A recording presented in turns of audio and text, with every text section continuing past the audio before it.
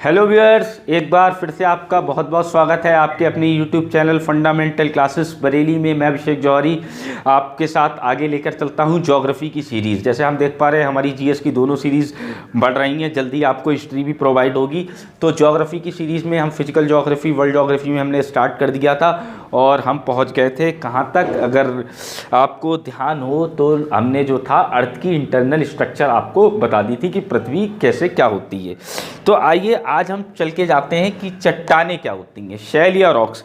क्योंकि जैसे जब आपको पृथ्वी की आंतरिक संरचना मैंने पढ़ाई थी तो आप देखते हो कि भूपृष्ठ जो है, मतलब क्रस्ट जो है, जो हमारी क्रस्ट होती है वो कहीं ना कहीं क्या है, एक तरीके से चट्टानों से ही बनी है, या जो पर्वत बने हैं या पठार बने हैं या हमें जो खनिज तेल वगैरह मिल रहे हैं जितने भी, वो सब कहीं ना कहीं उनमें चट्टानों का रोल है। तो आपको ये समझना जरूरी है कि चट्टानें हैं क्या और कितने प्रकार की होती हैं, ये पूछा जाता है। आपको दे दिया जाएगा कि मिलान करिए कि कौन सी चट्टान है।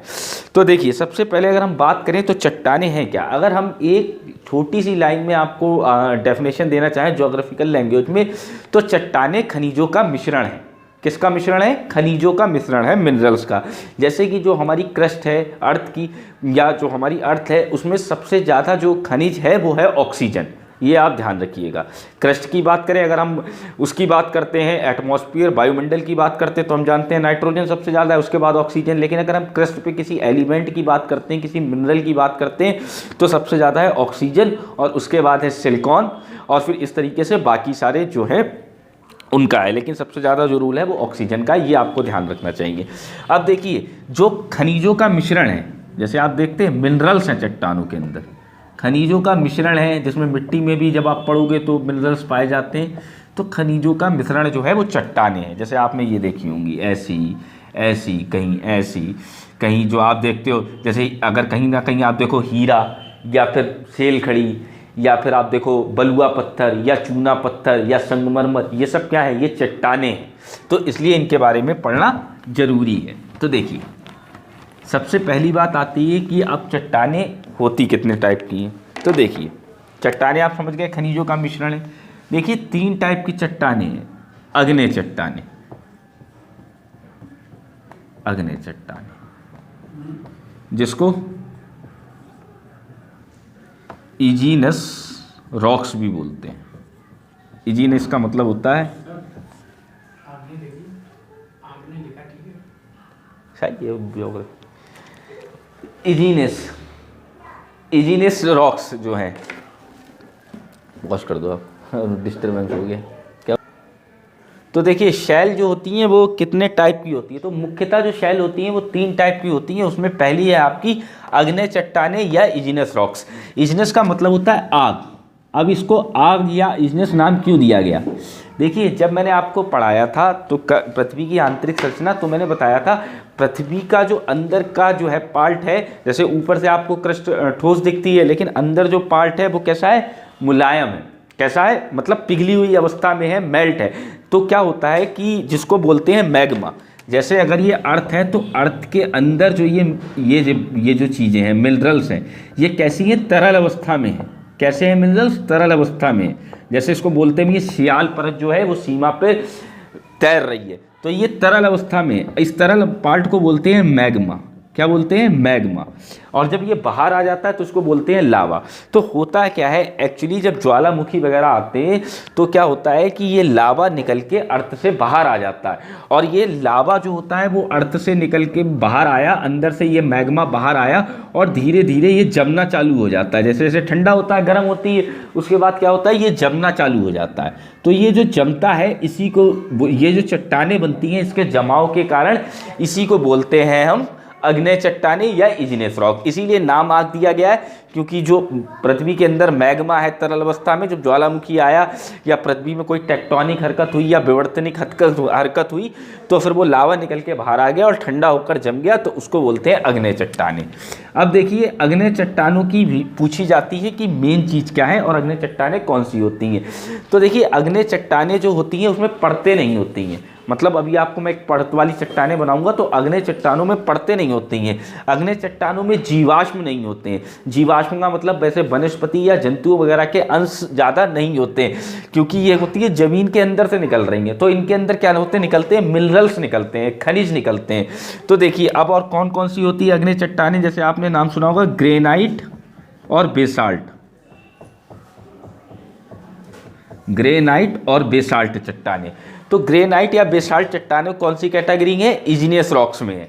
तो देखिए अब इसको ग्रेनाइट, जैसे मैंने आपको बताया मिनरल्स में पृथ्वी के अंदर ऑक्सीजन और सिलिका है, तो जो सिलिकॉन है वो या सिलिका है वो इसको डिसाइड करती है।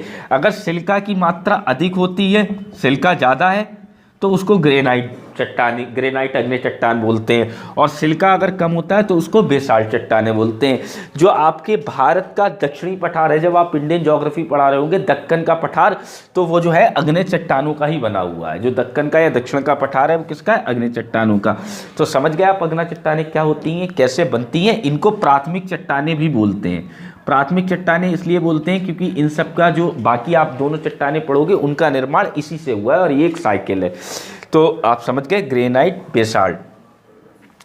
अग्नि के बारे में जैसे मेन चीज़ आप ध्यान रखिएगा, ये परतदार नहीं होती हैं, ये रबेदार होती हैं, मतलब दाने होते हैं, और क्योंकि मिनरल्स होते हैं उसमें। और तीसरी चीज़ इसमें ध्यान रखिएगा, जीवाश्म नहीं पाए जाते हैं, मतलब जंतुओं और वनस्पति के अंश नहीं पाए जाते हैं।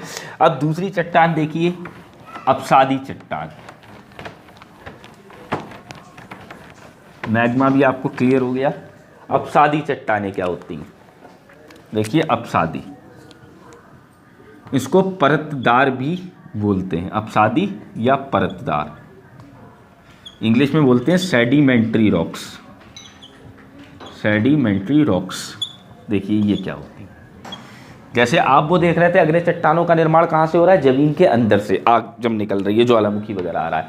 कई बार आप लोगों ने देखा होगा कि जैसे कि बरसात हुई या पानी कहीं से आपने बहाया, तो जब आप पानी डालते हैं कभी बहाने के लिए, तो उसके साथ क्या होता है, कुछ ना कुछ मलबा मिट्टी भी तैर जाती है, कुछ ना कुछ मलबा मिट्टी भी तैर जाती है। कुछ जैसे बरसात हो रही है, आपने देखा गांव वगैरह में अगर आप देखें तो बरसात हो रही है, तो आप बरसात का पानी अपने साथ कई चीज़ों को लेकर चला जाता है, जैसे वनस्पति या जो भी चीज़ें उसमें तैर गई।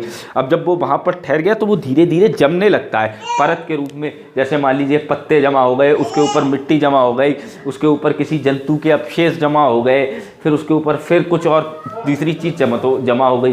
तो ये इस तरीके से जो जमाव होता है, मतलब एक तरीके से आप कह सकते हैं अवसादों से, जो मतलब अवसाद पड़े हुए हैं उनके जमाव से जिस चट्टान का निर्माण हो रहा है उसको ही परतदार या सेडिमेंट्री रॉक्स बोलते हैं। यहाँ पर परतदार चट्टानें कहते हैं। इसका सबसे बड़ा एग्जाम्पल जो पूछा जाता है वो है लोयस। लोयस, जब आप लोयस के बारे में जब मैं आपको पढ़ाऊंगा अंतर्जातीय बहिर्जातीय बल, तब इसके बारे में बताऊंगा। तो परतदार चट्टानें आप समझ के क्या होता है। अब देखिए अग्नि और इसमें क्या डिफरेंस है। अग्नि चट्टानें जैसे मैंने कही बहुत ज़्यादा वो होती हैं, उसमें जीवाश्म नहीं पाए जाते हैं। लेकिन अगर परतदार चट्टानों की बात कहेंगे तो जैसे आप देखते हैं जैसे मैंने कहा पत्ते हैं, जंतु है, वनस्पति है, उनके अवसाद भी जमा हो जाते हैं, तो इसका मतलब यहाँ पर जीवाश्म पाए जाते हैं। तो इसीलिए जो होता है, जैसे लोयस हो गई, चूना पत्थर, बलुआ पत्थर, चूना पत्थर, बलुआ पत्थर, लोयस, तो कोयला, खनिज तेल, ये सब जो है इसी के अंतर्गत आते हैं, परतदार चट्टानों के अंतर्गत। क्योंकि खनिज तेल भी आपको कहाँ से मिलेगा, परतदार चट्टानों से। ये तेल क्या होता है, जो जंतु, जैसे आप कहते हैं वनस्पति तेल होता है या जंतुओं से मिलता है, तो उन चट्टानों में जो होता है, अग्नि चट्टानों में तो जंतु जीवाश्म पाए नहीं जाते हैं। लेकिन परतदार चट्टानों में होता क्या है कि जैसे कोई जंतु मर गया तो वो नीचे दबता रहता है, दबता रहता है, दबता रहता है, तो उसका जो फैट होता है वही किस में कन्वर्ट हो जाता है, एनर्जी जो होती है वो किस में कन्वर्ट हो जाती है, मिनरल ऑयल्स में। या वनस्पति है या कोई भी वनस्पति है तो उसको भी आप देखिए तो यहाँ से प्राप्त हो जाते हैं वो, फिर उसको रिफाइनरी वगैरह में रिफाइन करा जाता है, वो अलग टॉपिक है। तो देखिए अपसादी या चट्टानें आप समझ गए कि अपसादों से जमा हुई जो चट्टानें होती हैं उनको अपसादी चट्टानें कहते हैं। एग्जाम्पल मैंने दे रखे हैं, लोयस, चूना पत्थर, बलुआ पत्थर, कोयला और खनिज। देखिए अब तीसरी, रूपांतरित चट्टानें। देखिए रूपांतरित चट्टानें क्या होती हैं। रूपांतरित चट्टानें, मतलब जिसकी फॉर्म हो गई।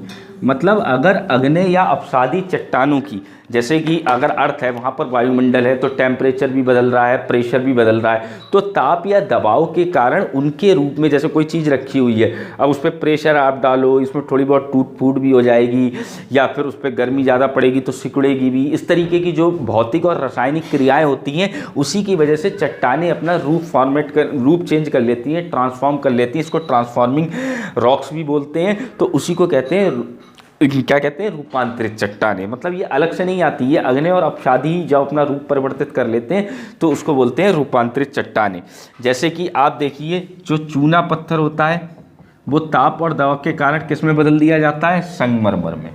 तो संगमरमर आपसे पूछी जाएगी कैसी चट्टान है, अग्नेय है, अपसादी है या संगमरमर। संगमरमर कैसी चट्टान है, अपसादी है, अग्नेय है या फिर रूपांतरित चट्टान है। तो कैसी चट्टान है, रूपांतरित चट्टान है। इसी तरीके से जो बलुआ पत्थर होता है, जिससे लाल किला वगैरह आपने देखा होगा, बलुआ पत्थर जिसका यूज़ किया जाता था पुराने टाइम में, मुगल काल में बहुत ज़्यादा यूज़ करा गया है, वो क्वार्टजाइट में बदल जाती है। इसी तरीके से शैल एक चट्टान होती है, वो स्लेट में बदल जाती है। ग्रेनाइट जो होती है, ये नाम स्क्रीनशॉट ले लीजिएगा, यही एग्जाम में पूछे जाते हैं, ऐसे नीस में बदल जाती है। जैसे आपसे पूछा जाएगा संगमरमर किसका रूपांतरित रूप है, तो आपको ध्यान रखना चूना पत्थर का। क्वार्टजाइट किसका रूपांतरित रूप है, बलुआ पत्थर का। स्लेट किसका रूपांतरित रूप है, शेल का। और शेल कैसी चट्टान है, अपसादी।